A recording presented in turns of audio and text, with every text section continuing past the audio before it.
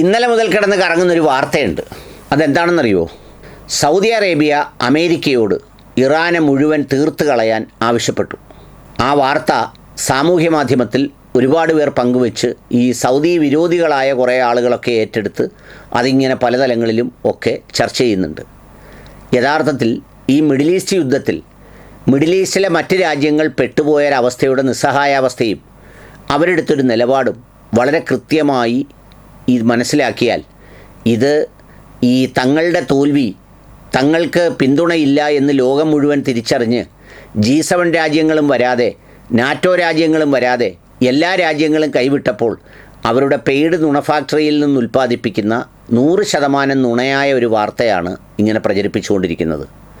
Saudi Arabia ഈ ഇറാനോട് എന്തെങ്കിലും തരത്തിൽ കടുത്ത വിദ്വേഷത്തിൽ അതിനെ നശിപ്പിക്കണമെന്ന് മനസ്സിൻ്റെ ഉള്ളിൽ എവിടെയെങ്കിലും തോന്നിയാൽ പോലും അത് പുറത്തു പറയാനോ പ്രഖ്യാപിക്കാനോ ആരെയും അറിയിക്കാനോ ഒന്നുമുള്ള ഒരു അവസ്ഥയല്ല അവിടെയുള്ളത്. അത് നമ്മൾ കുറച്ചുകൂടി ക്ലോസായി നോക്കിയാൽ മനസ്സിലാവും. ഇറാനും മിഡിൽ ഈസ്റ്റ് രാജ്യങ്ങളും തമ്മിൽ അത്ര സുഖകരമായ ബന്ധമായിരുന്നില്ല.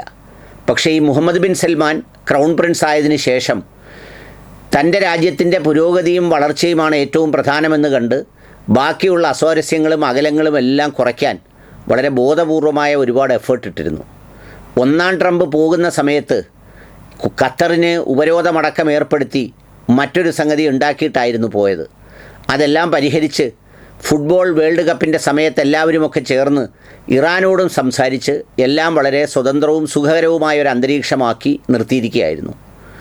അതിനുശേഷം ഈ ഫലസ്തീൻ അക്രമമൊക്കെ ഉണ്ടാവുമ്പോൾ ഇവർക്കെതിരെ മിണ്ടാത്തത് രണ്ട് കാര്യങ്ങൾ കൊണ്ടാണ്. ഒന്ന്, ഇപ്പോൾ അമേരിക്ക ആവശ്യപ്പെടുന്നത് പോലെ തന്നെ ഈ രാജ്യങ്ങളിലൊക്കെ വേണമെങ്കിൽ ഒരു റെജിം ചേഞ്ച് എന്നൊക്കെ പറഞ്ഞ് ആവശ്യപ്പെട്ട് ഒരു ആഭ്യന്തര സംഘർഷം ഒക്കെ ഉണ്ടാക്കാൻ ഈ മൊസദും ഈ പറയുന്ന പിന്നെ US-ഉം ഒക്കെ ഏത് ശ്രമവും നടത്തുമെന്നുള്ളത് യവന്മാർ രണ്ടുപേരും ലോകരാജ്യങ്ങളിലെ ഏറ്റവും പച്ചപ്പന്നന്മാരാണ് എന്നറിയാവുന്ന എല്ലാവർക്കും അറിയാം. അതുകൊണ്ട് അവരെന്താണ്, അവരുടെ ഒരു റെജിം നിലനിൽക്കണം, ആ ഭരണകൂടങ്ങളൊക്കെ മുന്നോട്ട് പോകണം, രാജ്യത്ത് സമാധാനവും സ്വസ്ഥതയും വേണം, വഴക്കും വക്കാണവും ഇല്ലാതെ അവിടെ പുരോഗതി ഉണ്ടാവണം. അതിന് ഏറ്റവും നല്ലത്, ഏറ്റവും നല്ല ഫ്രോഡുമായി സൗഹൃദം ഉണ്ടാവുക എന്നുള്ളതാണ്. നമ്മളൊരു ജംഗ്ഷനിൽ ചെല്ലുമ്പോൾ, ഒരു കവലയിൽ ഒരു കട തുടങ്ങാൻ ചെല്ലുമ്പോൾ അവിടെ എല്ലാം നീതിപൂർവ്വമാണ് നടക്കുന്നതെങ്കിൽ നമുക്ക് വേറെ പ്രത്യേകിച്ചൊന്നുമില്ല. പക്ഷേ ഒരുപാട് അനീതി നടക്കുന്ന ഒരു ഇടമാണെങ്കിൽ അവിടെ പിന്നെ ഏറ്റവും നല്ലത് ഏറ്റവും ശക്തനായ ഫ്രോഡിൻ്റെ ശിങ്കിടിയാവുക എന്നുള്ളതാണ്. ഈ ലോകത്ത് നീതിയില്ലെന്നുള്ളത് എല്ലാവർക്കും അറിയാം. അപ്പം ആ അനീതിയുടെ കാലത്ത് ഏറ്റവും ശക്തനായ രണ്ട് ഫ്രോഡുകളുമായി സൗഹൃദം സ്ഥാപിക്കുക എന്ന് പറയുന്ന ഒരു നിലവിൽ ഒരു ആവശ്യമാണ് അവർ മെയിൻറ്റെയിൻ ചെയ്തത്.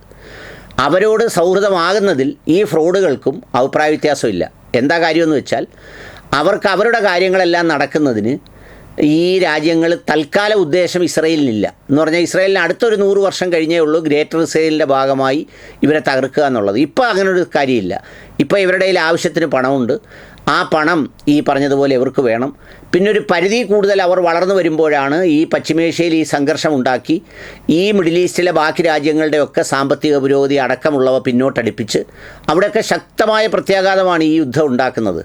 അപ്പം അതിനകത്ത് രണ്ട് ഗുണമുണ്ട്. ഒന്ന്, ഈ ഇറാനെ ഇട്ടടിക്കുമ്പോൾ അതുണ്ടാകുന്ന അസ്വസ്ഥത ഇപ്പോൾ സൗദി അറേബ്യയിൽ അടക്കമുള്ള രാജ്യങ്ങളിലേക്ക് വളരെ ശക്തമായി ഒരു 2050 ആകുമ്പോൾ ലോകത്തിൻ്റെ തന്നെ ഒരു വലിയ സാമ്പത്തിക കേന്ദ്രമായി സൗദി അറേബ്യ മാറുമെന്നൊക്കെ പ്രവചിക്കപ്പെട്ടിരുന്നതാണ്.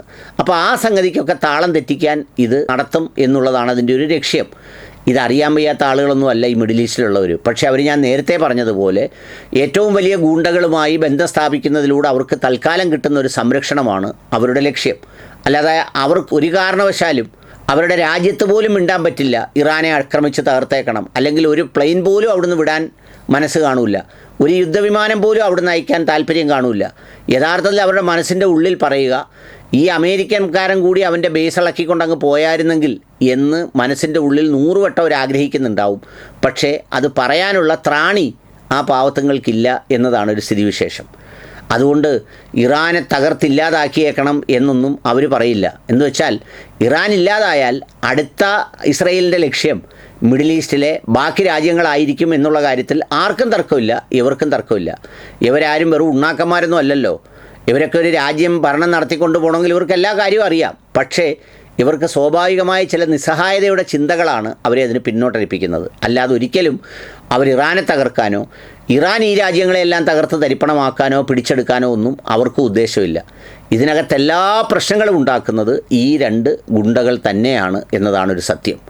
അതിന് മങ്ങലേൽപ്പിക്കാതെ അവരവരുടെ രാജ്യങ്ങളിൽ ശ്രദ്ധിക്കുന്ന ഒരു ലോകക്രമം വരാതെ ഒരു ലോകത്തും ഒരു സ്ഥലത്തും ഒരു രാജ്യത്തും ഒരു സമാധാനവും ഉണ്ടാവില്ല. അതാണ് സത്യം.